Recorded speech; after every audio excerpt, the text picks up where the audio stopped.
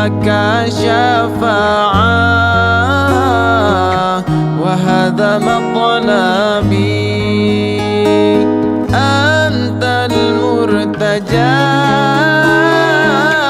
يوم الزحام اشفع لنا. Katanya dengan situs porno. Siap. Ya, situs porno itu diatur oleh Menkominfo. Namun beberapa upaya-upaya dari pihak kepolisian itu adalah melakukan cyber patrol atau patroli cyber.